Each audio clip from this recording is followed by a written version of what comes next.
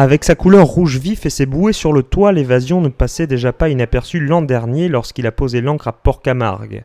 Mais la notoriété du bateau de Mélanie et Alex pourrait encore s'accroître cet été grâce à leur nouveau concept inédit en Méditerranée, l'escape game en mer. Nous déjà, disons qu'on faisait des sorties pêche, on faisait des balades pour aller se baigner, on faisait aussi les couchers de soleil.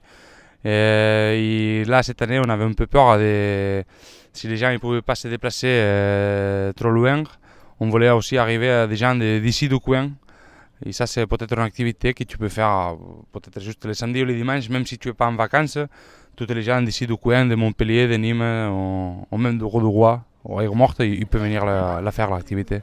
En embarquant sur l'Évasion, les passagers sont souvent très loin d'imaginer ce qui va leur arriver. Il peut y avoir des groupes qui sont au courant, mais souvent c'est un complice en fait qui organise la surprise pour les autres. Donc ils pensent qu'ils viennent pour une simple balade, et puisqu'on fait aussi des balades. Mais la balade, comme je vous dis, se transforme en une aventure, plutôt qu'une drôle d'aventure en fait. Il faut savoir que les apparences sont parfois trompeuses et que notre capitaine peut vite devenir un méchant pirate. Et pour revenir sur Terre, ils ont beaucoup d'épreuves à faire, tant physiques que mentales. Mais attention, ils ne sont pas au bout de leur peine, parce que sur les épreuves mentales, il y a beaucoup de réflexions et il faut faire attention aux traîtres, parce que même au sein du même groupe, il peut y avoir beaucoup de problèmes. Direction le banc de sable de l'Espiguette pour le début du jeu et 10 minutes d'épreuves sportives en guise d'échauffement.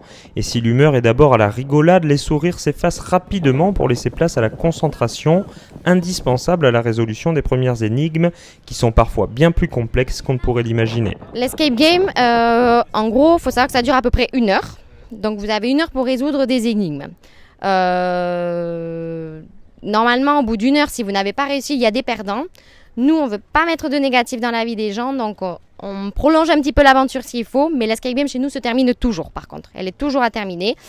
Par contre, cette année, ce qu'on a fait, on ne veut pas de perdants, mais il nous faut quand même un gagnant. Donc ce qu'on a lancé, c'est que le meilleur groupe de la saison, en fait, se verra une sortie offerte. C'est-à-dire que celui qui fera le meilleur score, le meilleur temps, aura une sortie offerte pour tout le groupe. Invité par ses amis pour fêter son anniversaire, Marion peut avoir le sourire. Son équipe a battu tous les records en retrouvant le coffre au trésor caché à bord en à peine 45 minutes. Du coup, j'étais assez craintive au départ et je me demandais comment dans un si petit espace on allait pouvoir faire un escape game.